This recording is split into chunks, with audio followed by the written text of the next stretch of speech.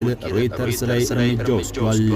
የኢትዮጵያ መንግስት የወሰደውን እርምጃ ተከትሎ ከባድ ቅጣትን ከተባበሩት መንግስታት ድርጅት ከዓለም አቀፍ ተቋማትና ሀገራት ሊጠብቀው እንደሚችል እየተነገረ ይገኛል።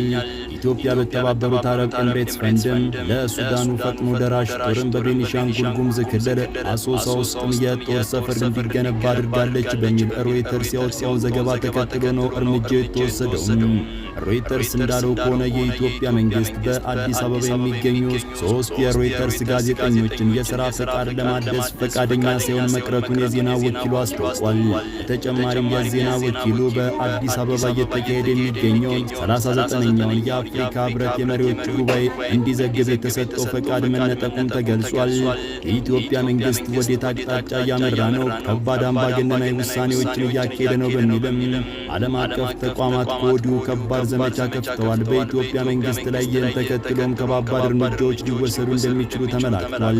ሰላምና ጤና በያላችሁበት የዓለም ጥግ ውድ ኢትዮ አቡበዲ ቤተሰቦች በቆይታችን ከላይ ጠቆም ያደረግናችሁን ጨምሮም ሌሎች መረጃዎችን በስፋት የምነግራችሁ ይሆናል። ለቻናላችን አዲስ ከሆኑ ሰብስክራይብ በማድረግ ይቀላቀሉ፣ ያተርፉበታል። ላይክ ማድረግ ገንቢ አስተያየት መስጠት እንዳይረሳም።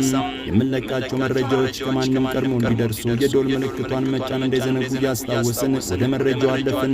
መልካም ቆይታ።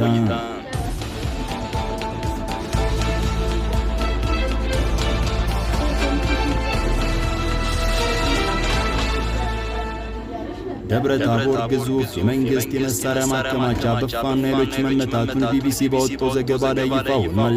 የደብረ ታቦርን ውጊያ አስመልክቶ ቢቢሲ መንግስትን ያስቆጣ ከባድ መረጃ ወጥቷል። ደብረ ታቦርን የፋኖ ኃይሎች አቃጠሏት በሚል በመንግስት በኩል የቀረበው ክስን ውድቅ ያደረገ መረጃ ቢቢሲ ከዓይን እማኞቹ ጠይቆ ባወጣው ዘገባ ይፋ አድርጓል።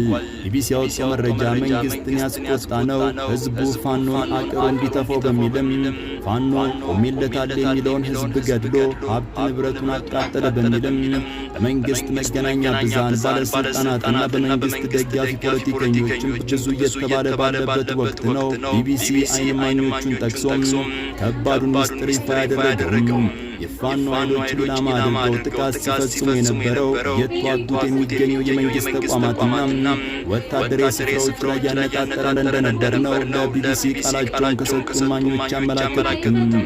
ከፍተኛ የድሮን ጥቃት መሃል ከተማ ውስጥ ሲፈጸም እንደነበርና የፋኖ ኃይሎችም የመንግስት የጦር መሳሪያ ማከማቻን ማውደማቸውን የገለጹት የቢቢሲ አማርኛ ክፍል እማኝም በሁለቱ ኃይሎች በኩል ሲተኮሱ በነበሩ ከባባድ የጦር መሳሪያዎችና የድሮን ጥቃቶችም መሠረተ ልማት ላይና በንጹሃን ላይ ግን ከፍተኛ ውድመት ማድረሱን